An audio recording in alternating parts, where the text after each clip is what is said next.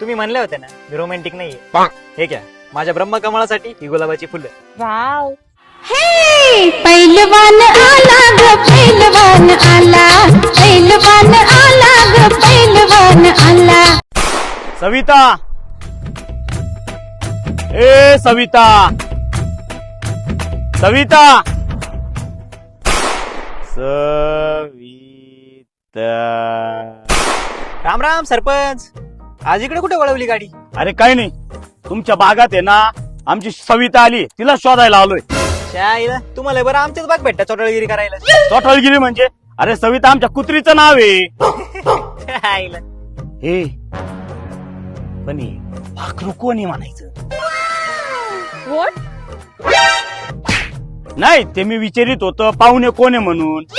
मी fiance. अरे वा वा वा. काय वा काय वांग कळलं तुम्हाला? ए अरे सरपंच आहे मी. अहो म्हणजे फिवांचे म्हणजे ती माझी वानरी झाली तर बायकोय. अरे वा वा भारी. मी काय म्हणतो थोडी ओळख द्या करून. हा मग हे आमच्या गावचे सरपंच म्हणजे आमच्या गावाला लागलेला घोडाच. ए, घोडा म्हणजे? अहो म्हणजे तुम्ही सरपंच झाल्यापासून आपल्या गावची प्रगती अशी घोड्यावानी पुढे झाली. हा. आणि एवढंच नाही तर सरपंच आधी पैलवान होते, झपाट्यात कबूतर करायचे झपाट्यात. पण नंतर मुळव्यात झाल्यापासून वातावरण जरा नरमलंय. हे सांगायची काय गरज होती का? पुढच्या पंचवार्षिकला वार्डात मत वाढवायचे सरपंच. सामान्य जनतेला सर्व माहिती पाहिजे. अरे ते सगळं बरोबर आहे.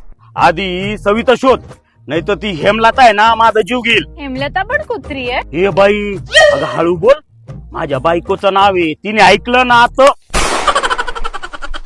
लय वैतागलोय. एक ते शेंडे खोडायला माणसं मिळत नाही.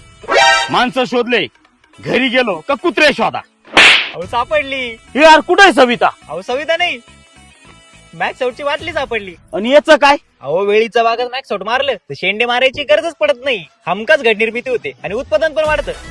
म्हणजे प्रॉब्लेम सॉल्व्ह झाला की काय? ती तुमची कुत्री सविता जणी सापडली तर यामला तर मावशी तुमचं झपाट्यात कबूतर करेल. जाऊ दे, हे मी नेतो आणि पहिले सविता शोध. सविता, राणे माझ्या मळ्यामंदी घुसशील काय?